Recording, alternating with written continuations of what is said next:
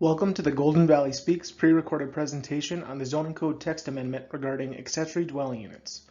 This presentation is being provided in advance of the public hearing on October 10th, 2022 in an effort to provide greater opportunities for residents to comment on agenda items without needing to attend the event in person. This presentation is part of the Planning Commission's informal public hearing on accessory dwelling units. It will cover first the background of when and how ADUs were identified by the city as an implementation item. Then we'll cover all of the regulations proposed under zoning code to regulate and govern ADUs. And then finally, at the meeting on October 10th, discussion of public comments, both those received online and in person, will also be part of the agenda. Planning Commission may only recommend actions to the City Council, so in November or December, the Council would need to make the final decision on whether or not to allow ADUs and under what restrictions. ADUs were first identified in the city's 2040 comprehensive plan as an implementation item relating to a goal of the housing chapter to expand the variety of housing options in the city. One of those sub-objectives was to research opportunities to allow accessory dwelling units for multi-generational living opportunities in zoning districts. This occurred back in 2018. In 2020, ADUs were identified in the city HRA's 5-year strategic plan as a tool to diversify housing options by that document. In 2021, the City Council added accessory dwelling units as a research item for the Planning Commission's annual work plan. On July 26th and August 23rd, 2 discussions were held at Planning Commission on research conducted by staff. This was followed up by a meeting on November 9th, where ADU discussion was brought to the City Council work session. Following that work session, the direction from Council was to pursue an ADU ordinance in the next year, more closely examine detached ADUs, and engage the community closely on the topic. Following this direction from Council, ADU conversations were ongoing throughout 2022 at the Planning Commission. Planning staff provided initial recommendations on the topic at the January 10th Planning Commission meeting, and more formal draft ordinances were discussed at the June 27th and August 22nd meetings of the Planning Commission. Concurrently, from May 25th to July 2nd, a survey was hosted on the city's webpage on the topic and promoted through the city newsletter and social media. That survey had 307 unique responses and was shared with the Planning Commission. Moving to the topic of ADU regulations. Early on, staff identified this list of items commonly found in other communities' ADU ordinances. 3 broad categories emerged from this research. First, regulations on the location of ADUs, which included what zoning districts they would be allowed in and where they would be allowed on a particular lot. Secondly, regulations on the size and appearance of an ADU, such as a minimum floor area requirement or design guidelines for the structure. And finally, administration requirements, such as requirements around utility hookups or permitting and city review processes. Starting with location regulations, under the current proposed code for ADUs in Golden Valley, they would only be allowed in the R1 and R2 zoning districts, and only in conjunction with a single-family home. This is related to the allowance in the R2 zoning district for duplexes and row homes, which would not be eligible for ADUs. In the case of detached ADUs, that is, ADUs not connected to the main structure, a minimum lot size requirement of 10,000 square feet is required in order to avoid crowding on smaller lots. And finally, the existing lot cover and impervious surface requirements that are already in place for structures in the R1 and R2 zoning districts would be unchanged here. These accessory dwelling units would need to meet the exact same standards as for existing structures and additions to homes. Under the zoning code, setbacks determine how far a structure needs to be offset from the property lines for that lot. In the case of attached and internal ADUs, those ADUs part of a main structure, the same setback standards as for the principal home would apply, dictating where they could be located on a lot. In the case of detached ADUs, in all cases they must be to the side or rear of the home and not allowed in any front yards, including those of a corner lot. Additionally, we would require 10 feet of separation from another structure, such as the home or another accessory structure in the rear yard. We would also require minimum setbacks from the side and rear property lines of 10 feet, rather than the existing 5-foot requirement that exists for other detached garages and sheds. A detached ADU would require a conditional use permit to be established.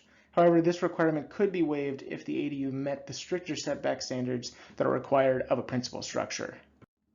To illustrate that last point more clearly, on the left you'll see a diagram showing a single-family home in the front yard as well as a detached accessory dwelling unit to the rear of that home. You'll note that in this case, the ADU meets the exact same setback requirements as the main home in regard to the rear and side property lines. As such, it would only require administrative approval by staff before moving on to building permits and other approvals. To the right, you'll see a ADU that only meets the minimum 10-foot setback required from the side and rear property lines. In the case of this second example, a conditional use permit and review at both the Planning Commission and City Council would be required. Moving now to ADU size and appearance. The proposed code would set both a minimum floor area size and a maximum size for these accessory dwelling units. The minimum size for all ADUs would be 250 square feet in order to provide sufficient space for bedrooms, kitchens, and bathroom uses. The maximum size of an accessory dwelling unit would be dependent on the home itself. Up to 30% of the home's livable floor area could be counted towards that maximum size, including the area of the ADU if it will be an internal conversion of living space in the home. However, if that 30% calculation would exceed 950 square feet, the flat cap would apply, and 950 would be the maximum floor area for a ADU in Golden Valley. One other note we'll make here is that not more than one ADU would be allowed per parcel in association with a single-family home. Moving now to height requirements. Attached and internal ADUs would be restricted to the same height restrictions as are in place for the principal home. In this case, that would be 28 feet measured from the average grade along the front facade to the midpoint of the highest pitched roof of the structure.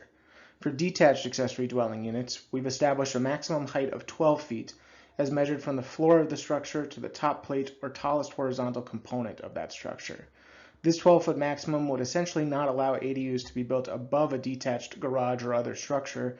However, they could be built side by side.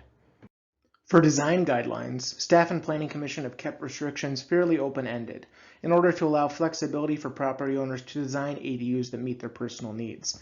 That said, some minimum standards would apply. Starting first with attached and internal ADUs, the secondary entrance for such an ADU would need to face towards the side or rear of the lot, and the ADU's exterior finish should not significantly alter the single-family character and appearance of that home. For detached accessory dwelling units, some additional requirements do apply. Firstly, we would require that they use materials and be designed to complement and match the existing home on site. Secondly, we would prohibit all rooftop decks. And third, if any window dormers are included in a design, these must face towards the interior of the lot rather than out towards other parcels to the side or rear. The proposed code requires a minimum of one additional off-street parking space be provided for the accessory dwelling unit, in addition to those required for the principal dwelling. Additionally, the creation of an ADU, which involves the conversion of garage space, should not reduce the home's provided off-street parking below the minimum required by zoning codes. Note that this requirement applies regardless of who is occupying the ADU and if that occupant has a vehicle or drives a vehicle. And secondly, that this additional parking space does not have to be covered as part of a garage or carport, but if using the driveway, it must be located fully on the lot to the property and not in city right-of-way to meet the off-street parking requirement. The final area of ADU regulations being proposed is those related to the administration of this zoning code section. For all accessory dwelling units, an administrative approval process would be required. This would apply whether that ADU is attached, internal, or detached, and regardless of the size of that ADU. This would be an opportunity for staff to review zoning requirements and ensure compliance for the design, and would also allow for the tracking of approved ADUs over time to assist in code enforcement in the long term. Finally, this would also be an opportunity to notify adjacent property owners prior to any building permits being pulled or construction beginning about the activity in progress. As mentioned in discussing the setback requirements for detached ADUs, a conditional use permit process would be required for those detached ADUs that only meet the lesser side and rear setback requirement of 10 feet off of the property line. What this effectively means is that a CUP application would need to be provided by the applicant, which would be reviewed at both the Planning Commission and City Council as public hearings, similar to the one tonight. This would allow for comments from neighbors as well as for the potential for either the Planning Commission or City Council to place conditions on the use to further mitigate any impacts they might foresee on the neighborhood or surrounding properties. Overall, the addition of a conditional use permit does mean more work for someone to establish the accessory dwelling unit, but what it does add is a degree of non-staff oversight to the project. The ADU code also includes a number of other miscellaneous administration requirements. Firstly, code requires that the property owner have permanent residence and occupy either the principal dwelling or the accessory dwelling unit. This requirement is in place to prevent both dwelling units being rented simultaneously, ensures that an owner is on site to respond to any nuisance issues that might arise from either property. The ADU must also comply with all building code requirements and receive all relevant permits regarding construction, such as a stormwater management permit to account for grading changes, and electrical, mechanical, and other permits as needed. If the plan is to rent an ADU, the ADU must first receive a rental license from the city. Also, to note, ADUs cannot be subdivided from the parcel of the principal dwelling they are sharing and cannot be sold independently of that larger dwelling. And then finally, the accessory dwelling unit's utilities shall connect from the principal structure rather than from having a separate connection to the city's infrastructure under the street.